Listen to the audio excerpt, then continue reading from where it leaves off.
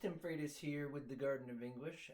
Today what we're going to try to do is we are going to try to wrap up our conclusions for the rhetorical analysis essay, and luckily we can do this pretty quickly with 3 steps. I want to apologize before we get into things though for not updating videos as of late. Things have been a little bit hectic. We have some strange times. My family's been extremely sick. And also I've been doing a lot of work on the textbook that will be coming out probably around August of next year. So because all of that was put together in conjunction with trying to move my classroom online, things have been a little bit hard, but that's okay. Like I said, we're going to cover conclusion paragraphs for the rhetorical analysis essay today. And then I just want to remind you that if you put comments down below, I will try to make videos over the next few weeks to help you in your classrooms. To work with your students so that you can still cover content as well. And if you guys are stuck on anything, just shoot a comment down below, and we'll see if I can address a video for it, make some quick ones and things of that nature. But anyway, let's get into what we're doing for today, because today we are going to finish up the rhetorical analysis essay. We've done the video about reconceptualizing rhetoric. We've done the video about rhetorical annotations. We've done a video about thesis statements. We've done a video about body paragraphing. Today is when we actually get to finish the job. So let's actually do that. We can write conclusion paragraphs for rhetorical analysis essays in 3 steps. 3 steps. Conclusion paragraphs for rhetorical analysis essays should probably be between 2 and 5 sentences, but what they should not do is they should not just be summary. We as teachers know that conclusion paragraphs shouldn't be summary, but I'm willing to bet that many of us teach our students to write summaries, and we do not want to do that. Because a summary conclusion paragraph already tells us what we know. I always tell my students it's as if a kid were to walk in my classroom and say, "Hey, Mr. Freitas, what's up?" And then I tell them, and then they tell me what's going on in their lives, and they finish with, "Hey, Mr. Freitas, what's up?" It doesn't make any sense. So I'm going to shrink myself here on my screen, and we're going to pull up some steps and some examples of how to do things. These examples were written by students. Sorry, most of them were. Some of them were written by me. But I do try to use student examples as best I can. So let's go through our steps. I'll give you examples of our steps, and then we'll be done for the day, and we'll go from there. So we don't want, if you look at my document here, we do not want, or I should say I want to remind you that we do not want kids to be writing conclusions that are indeed just summary. There's no sophistication in that. And I actually think that if you write a really strong conclusion, you have a really good shot at getting your kid or your student the sophistication point. So nonetheless, when we want kids to start thinking about conclusions, the first thing that they should really do is they should think about the piece that they just read, and they should identify 2 to 3 abstractions that the piece relates to.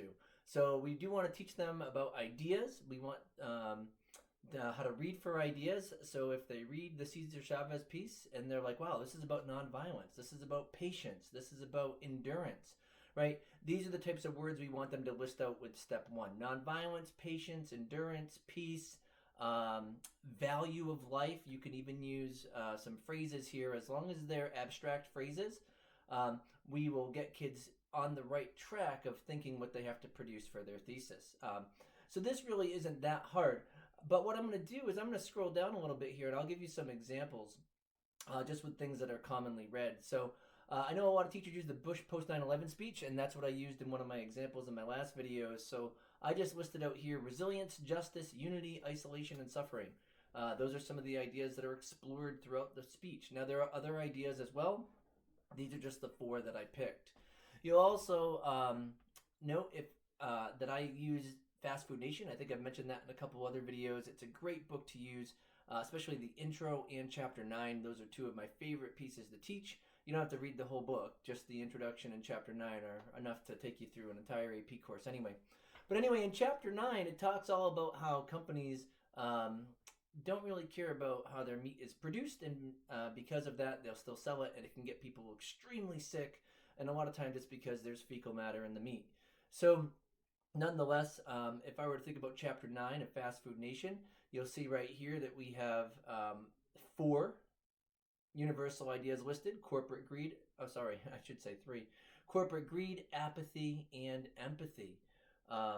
And the empathy actually stems from Eric Schlosser, who makes us really empathize with victims throughout the process. And if we can't empathize, we can at least sympathize as well.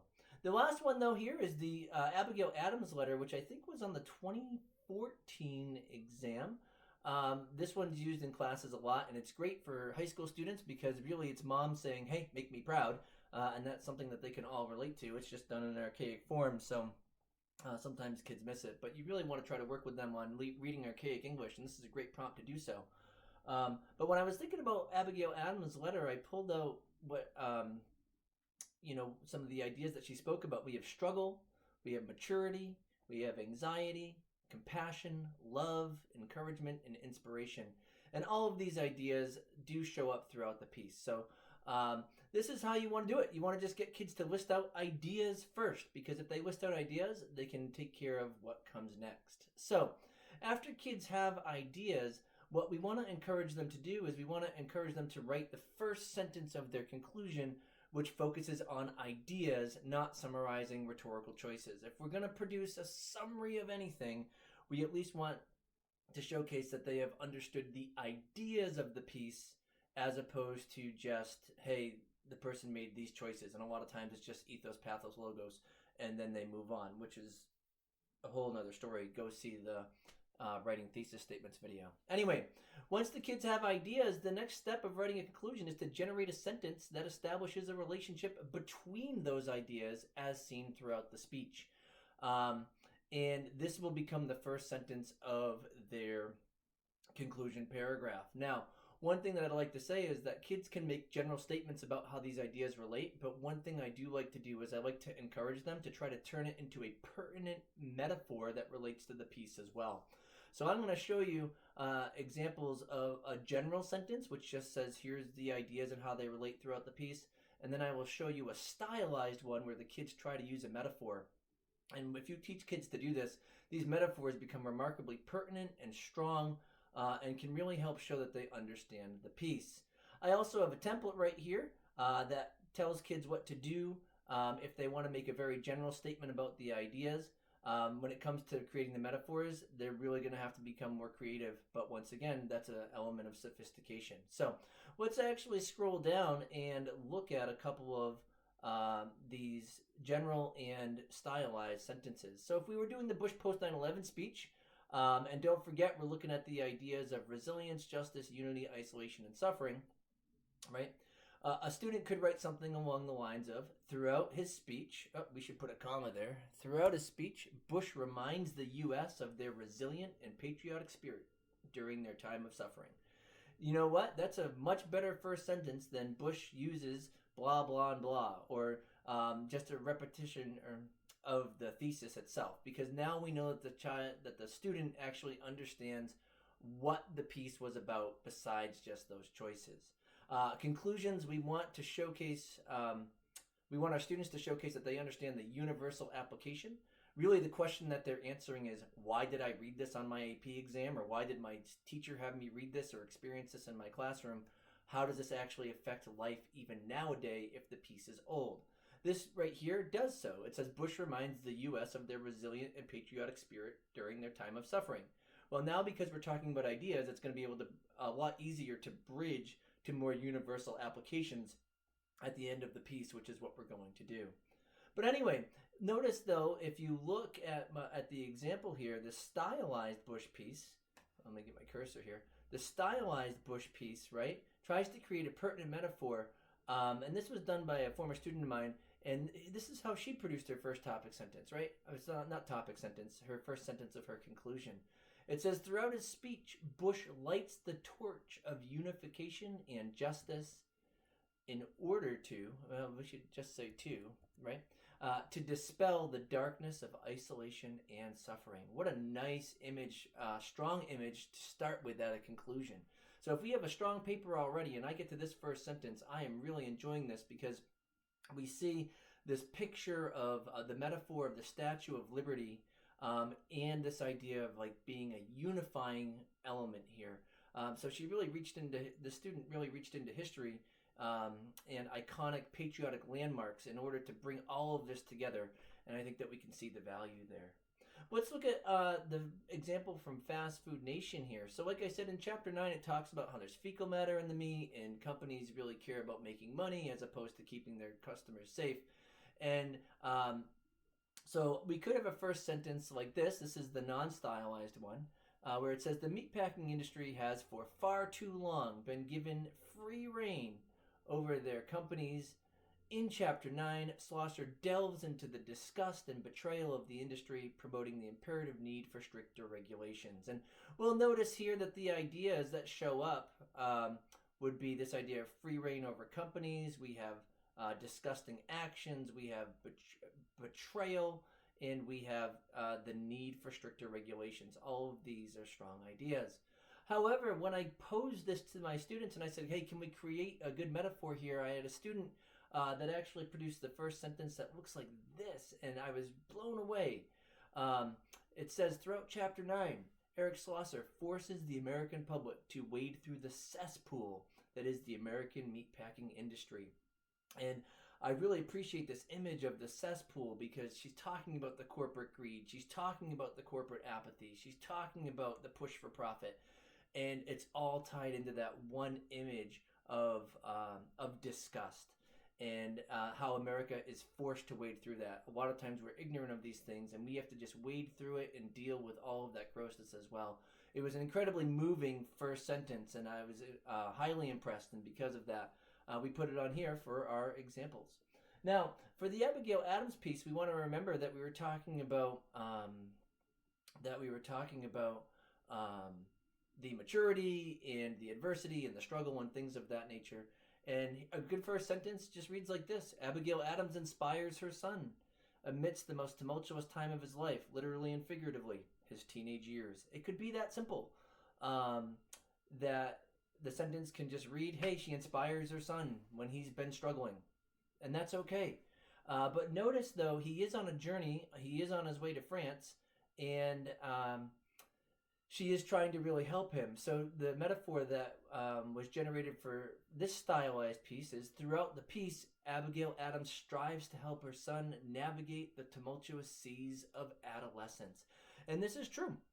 So because of this, you'll notice that the first sentences are great. Think about getting to the end of your essay, right, or your student's essay, and reading a first sentence that looks like this. I think that that's much more enriching and much more powerful than any type of repeated thesis element, okay? But then look at the stylized ones, because kids, when you give them the option to try to write a stylized first sentence, they will often impress. And we want to empower them to do that, because this begins to really showcase how sophisticated they really are.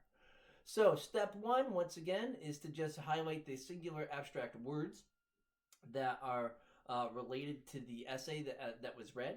Step two is to generate a sentence that portrays and considers the relationship between those. And then if we want kids to try to be more sophisticated, we ask them to try to stylize that with a pertinent metaphor. And step three is the hardest step. But if kids know what they're trying to do, I think that you're going to realize this comes pretty easy for them. This is going to take about 2 to 3 sentences. Sometimes kids can do it in one, but typically it's 2 to 3.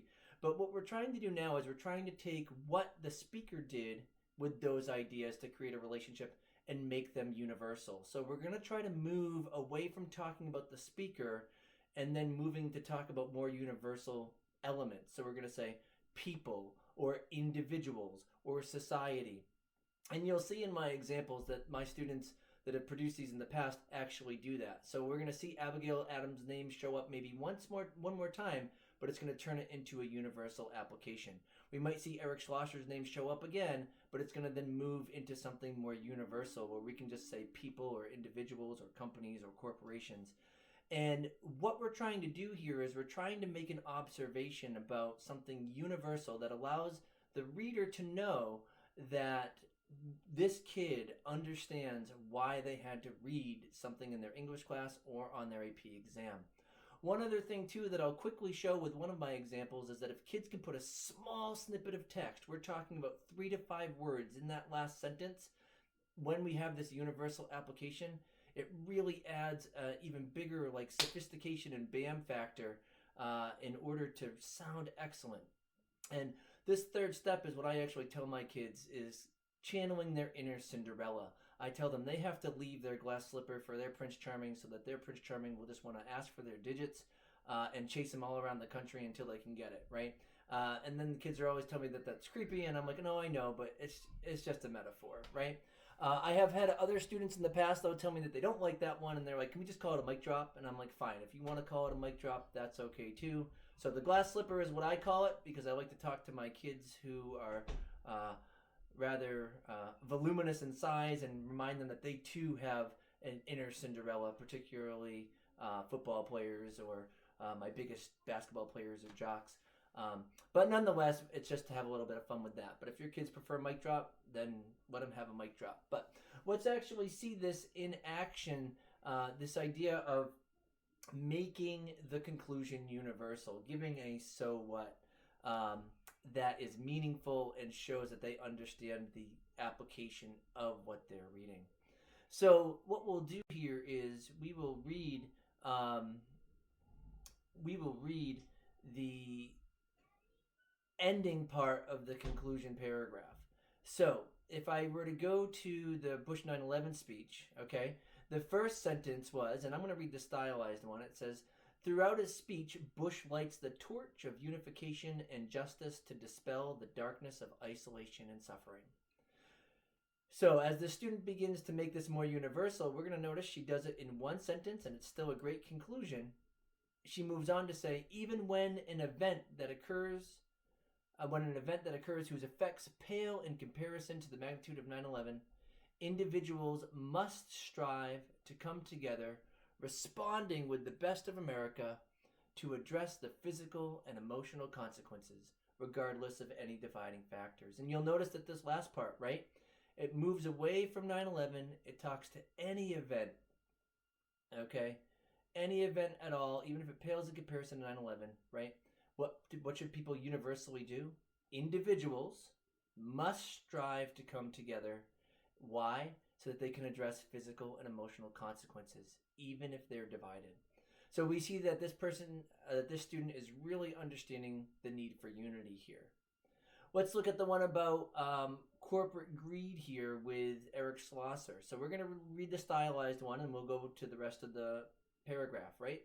So I get to the bottom of my paper, and then I get to my conclusion paragraph, and it says, throughout Chapter 9, Eric Schlosser forces the American public to wade through the cesspool that is the American meatpacking industry. Now let's see how the student separates to make this universal. Here we go. After experiencing these horrifying truths, hopefully in the future, the American people will teach their young to covet their peers more than profits. Then no longer will corporations be willing to throw away the lives of their consumers, which are more valuable than any price tag, because their directors will understand that a single human being should be cherished by all. You'll notice here, right, that the student moves to American people, teaching their young, and then the young becoming corporate leaders, and them understanding that they should cherish the value of human life. Schlosser is not mentioned down here, okay? Bush is not mentioned down here. It's becoming universal. Let's look at the last one, and we'll be done for today. So, our first sentence was, throughout the piece, Abigail Adams strives to help her son navigate the tumultuous seas of adolescence. And then we see the separation now. By embracing her matriarch role, she serves as a model to all who seek to correct those with less experience. She exemplifies that one must never shy away from exposing acts of naivete. However, such criticism must be simultaneously paired with encouraging words, and most important of all, love. So you'll notice here that I still see that Abigail Adams is mentioned here, but it's always as a model to something more universal. So she exemplifies, and then here's what needs to be done universally. As we lead children, as we lead students, we need to be models for them, but as we do, we can't be afraid to expose where they need to change themselves, but we have to do it with a kindness and empathy. And so that's really how it's done, folks. It's a lot easier than it looks. That third step can be hard, but the point is you just got to remind kids that they have to bridge that gap between, okay, let's talk about what the speaker did, and now let's actually make it universal. And you can write really strong conclusions in about, 2 to 5 sentences, and you have some strong examples here. I will put this document in the comments down below so that you can indeed access the steps and use these as models as well. I want to thank you for your time. I also want to remind you that I will try to make more videos while schools are out to quickly address things. I'm going to move on to synthesis next because that's what's been asked of the most. I'm going to ask my friend Brandon Abden to probably make a couple of videos about line of reasoning. I'm going to try to as well. We'll try to keep those way shorter than these. I'd also like to remind you that there are different ways you can support the Garden of English. One, you can just like the video and share the video. Another way is to go to our the Garden of English resources.weebly.com and consider donating. Or if you're not the type of person who doesn't like to give money away and not get something in return, even though you do have these videos and whatnot, please note that we do have Garden of English shirts that are for sale. We've got a nice flamingo version now, and then we have the actual Garden of English logo as well. So if you want a shirt, you can order those in any color and almost any style at the link that's also presented down below. And if you don't want to do any of those things, that's fine too, because I create this content for free as well. But just consider supporting if you so desire. So with that being said, I hope that you all stay safe. I hope you stay well, and I look forward to hearing from you all, and I appreciate your support. Have a great day.